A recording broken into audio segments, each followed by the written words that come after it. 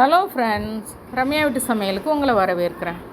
இன்றைக்கி நம்ம என்ன பார்க்க போகிறோம் ரம்யா வீட்டு சமையல் அப்படின்னு பார்த்திங்கன்னா, சிக்கன் சூப் தான் பண்ண போகிறோம்.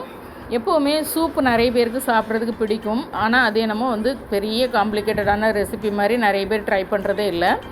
இதே மாதிரி ட்ரை பண்ணுங்கள். நம்மளுடைய சேனலில் நிறைய காம்பினேஷனில் சிக்கன் சூப் போட்டிருக்கிறேன். நிறைய வெஜிடபிள்ஸோடு சேர்த்து நான் போட்டிருக்கிறேன். இன்றைக்கி சிக்கனும் ஸ்வீட் கார்னும் சேர்த்து நம்ம சூப்பு பண்ண போகிறோம். இந்த 1/4 கிலோ சிக்கன் கூட 1 டீஸ்பூன் இஞ்சி பூண்டு விழுது சேர்த்துருக்கிறேன். 1.5 லிட்டர் தண்ணி சேர்த்துருக்கிறேன். வேறு எதுவுமே சேர்க்கலை. இதை நல்லா கலந்து விட்டுட்டு நம்ம கொதி வர வரைக்கும் ஹை ஃப்ளேமில் வச்சுக்கலாம். கொதி வந்ததுக்கப்புறம் மூடி போட்டு ஒரு 20 நிமிஷம் லோ ஃப்ளேமில் விட்டுருங்க. அப்படின்னா தான் நல்ல ஸ்டாக் இறங்கும். அதாவது கொஞ்சம் கொதி வர்ற ஃப்ளேம் வச்சுக்கோங்க. ரொம்ப லோ ஃப்ளேமில் வச்சாலும் அது ஸ்டாக் இறங்காது, அப்படியே உட்காந்துடும். கொஞ்சம் கலக்கலன்னு கொதி வரணும். அதே நேரத்தில் மூடி போட்டால் பொங்கி சிந்தக்கூடாது. அந்தளவுக்கு ஃப்ளேம் வச்சுட்டு ஒரு 20 நிமிஷம் விட்டுருங்க. ஸ்டாக் நல்லா இறங்கட்டும். இப்போ அது வெந்து வந்ததுக்கப்புறம் தான் நம்ம அடுத்து நம்ம தாளிக்க முடியும். இப்போ நமக்கு இந்த சிக்கன் ஸ்டாக் நல்லா இறங்கி வந்துருச்சு. இங்கே பாருங்கள், இந்தளவுக்கு இருக்குது. இப்போ இதில் இருக்க சிக்கன் அந்த பீசஸ் எல்லாம் எடுத்து அதில் இருக்க இப்போ நம்ம சதை பகுதிகளை மட்டும் எடுத்துக்கலாம். போன் நமக்கு தேவையில்லை. ஏன்னா சூப்பு சாப்பிடும்போது அந்த போனை கடிச்சிட்டு இருந்தால் நல்லா இருக்காது. அந்த சதை பகுதிகளை மட்டும் நம்ம எடுத்து வச்சுக்கலாம். பேரலெல்லாம் நான் ஒரு முழு ஸ்வீட்கான நான் வேக வச்சும் நான் எடுத்து வச்சுருக்கிறேன். அடுத்து இன்னொரு கடாயை அடுப்பில் வச்சுட்டு 1 டீஸ்பூன் மட்டும்தான் எண்ணெய் சேர்த்துருக்கேன். ஏன்னா சிக்கனில் நம்ம கொழுப்புலாம் கொஞ்சம் இருக்கும். அதிலே எண்ணெயெல்லாம் நல்லா இறங்கும். அதனால் எண்ணெய் அதிகம் சேர்க்காதீங்க சூப்புக்கு. 1 டீஸ்பூன் எண்ணெய், ஒரு 1/2 டீஸ்பூன் இஞ்சி பூண்டு விழுது. அந்த இஞ்சி பூண்டு விழுது அந்த ஃப்ளேம்லேயே லைட்டாக வதக்கிக்கோங்க. ஒரு 30 செகண்ட்ஸ் வதக்கிட்டு 1 டீஸ்பூன் மிளகுத்தூள், 1/2 டீஸ்பூன் சீரகத்தூள் இதையும் சேர்த்து லைட்டாக ஒரு 10 செகண்ட்ஸ் வதக்கிக்கோங்க. வதக்குனதும் நம்ம சிக்கன் வேக வச்ச அந்த தண்ணி இருக்குல்ல, அதை உடனே சேர்த்துடணும். அது தீஞ்சிடாமல் இருக்க 2 மல்லித்தலை முதல்ல நான் போட்டுக்கிட்டேன். மற்றபடி மல்லித்தலையை முதல்ல போடணும்னு அவசியம் கிடையாது. மல்லித்தலை வதங்கிடக்கூடாது. ஜஸ்ட்டு அந்த மிளகுத்தூளோட அந்த ஃப்ளேவர் மாறிடக்கூடாதுன்றக்காக ஜஸ்ட்டு போட்டுட்டு உடனே சிக்கன் ஸ்டக்கை நம்ம சேர்த்தாச்சு. இதில் உங்களுக்கு எக்ஸ்ட்ரா தண்ணி வேணுன்னா இந்த ஸ்டேஜில் கொஞ்சம் அட்ஜஸ்ட் பண்ணிக்கோங்க. ரொம்பலாம் தண்ணி சேர்க்கக்கூடாது. முடிஞ்ச வரைக்கும் அந்த சிக்கனோட ஸ்டாக்கை சேர்த்திங்க அப்படின்னா தான் இந்த சிக்கன் சூப் நல்லாயிருக்கும்.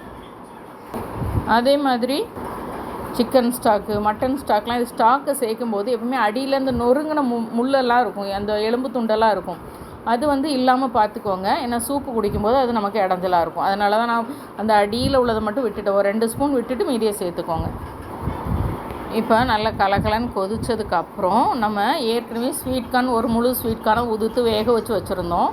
அதிலேருந்து நான் 2 பகுதியை முழுசாகவே சேர்த்துக்கிறேன். ஒரு பகுதியை நல்லா பசையாக குறப்பாக அரைச்சிட்டு அதை சேர்த்துக்கலாம். அப்படின்னா தான் அந்த ஸ்வீட் கார்னோட ஃப்ளேவர் அதில் இறங்கும். அதனால் நான் இப்போ ஒரு கார்னில் 2 பகுதி இதில் சேர்த்துக்கிறேன். ஒரு பகுதியை அரைச்சி சேர்க்க போகிறேன்.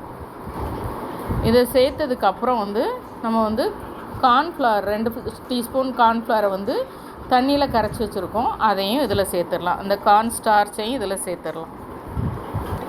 கார்ன் ஸ்டார்ச் சேர்த்ததும் நான் இன்றைக்கி சோயா சாஸ் சேர்க்குறேன். சோயா சாஸில் லைட்டாக ஸ்வீட் டேஸ்ட் இருக்கும், லைட்டாக புளிப்பு டேஸ்ட் இருக்கும், நல்ல கலரும் கொடுக்கும். நிறைய பேருக்கு இது தெரியாது. இப்போல்லாம் சிக்கன் கிரேவியில் கூட சேர்க்குறாங்க. நீங்கள் ஒரு தடவை டேஸ்ட் பண்ணி பாருங்கள்.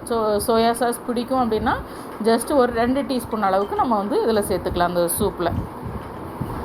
இப்போ தேவையான உப்பு சேர்த்துக்கலாம். உப்பு சேர்த்துட்டு நல்லா கொதிக்க விடுங்க. மினிமம் நீங்கள் மீடியம் ஃப்ளேமில் 2-3 நிமிஷமாவது கொதிச்சாதான் அதில் ஒரு கிளாஸியான ஒரு லுக் வரும் அந்த சூப்பில். அது வர்ற வரைக்கும் நீங்கள் கலந்து விட்டு கொதிக்க விட்டால் தான். ஆறுனதுக்கப்புறம் உடனே அது தண்ணி மாதிரி ஆகாது. நீங்கள் கொதிக்க விடலை அப்படின்னா அந்த சூப்பு ஆறுனதுக்கப்புறம் தண்ணி மாதிரி ஆகிடும். முதல்ல நம்ம ஸ்வீட் கார்ன் முழுசாக சேர்த்தோம்ல 2 பகுதியை, மீதி இருந்ததை நான் இந்த மாதிரி குறப்பாக அரைச்சிட்டு அதையும் சேர்த்துட்டு இந்த மிக்ஸி ஜாரையும் லைட்டாக அலம்பி தண்ணி சேர்த்துடலாம். அவ்வளோதான். இப்போ எல்லாம் சேர்ந்து நல்ல கலகலன்னு கொதித்து அந்த கிளாஸி லுக் வந்ததுக்கப்புறம் நல்ல ஒரு கை நிறைய ஸ்ப்ரிங் ஆனியன் சேர்த்துக்கிறேன். வெங்காயத்தாள் இருக்குல்ல, அது பச்சையாக இருக்கிறது வெள்ளையாக இருக்கிறது எல்லாத்தையுமே சேர்த்து வெட்டிட்டு நல்ல ஒரு கை நிறைய சேர்த்துக்கோங்க. ஏன்னா இதில் நம்ம அளவு ஜாஸ்தி சேர்த்துருக்கோம். அதாவது 6 பேருக்கு தேவையான சூப்பு சேர்த்துருக்குறோம். இதில் நீங்கள் முட்டை ஆட் பண்ணலாம், பாலாக்கீரை ஆட் பண்ணலாம். இதுதான் உங்களுடைய விருப்பம். இன்றைக்கி நான் இந்த 2 காம்பினேஷனில் தான் நான் இது பண்ணியிருக்கேன். கடைசியாக தான் நம்ம வேக வச்ச சிக்கனை சேர்க்கணும். முதல்ல நீங்கள் சிக்கனை போட்டுட்டிங்க அப்படின்னா ஏற்கனவே வெந்த சிக்கன் தானே, நம்ம வேக வச்ச சிக்கனை திரும்ப ரொம்ப நேரம் கொதிக்க விட்டோம்னா அந்த சிக்கன் ஹார்டாக தான் ஆகும். அது வந்து சூப்பு குடிக்கும்போது அது என்னமோ தனியாக சக்கை மாதிரி தெரியும். அதனால் நம்ம இறக்குறதுக்கு 1 நிமிஷத்துக்கு முன்னே சிக்கனை போட்டுட்டு ஒரு 30 செகண்ட்ஸில் ஆஃப் பண்ணிட வேண்டியதான். சூப்பு இப்போ நம்ம எல்லாருக்கும் சுட சுட பரிமாறிட வேண்டியதான். கண்டிப்பாக இதே மாதிரி அளவுகளோடு நீங்கள் வந்து சிக்கன் சூப் ட்ரை பண்ணி பாருங்கள்.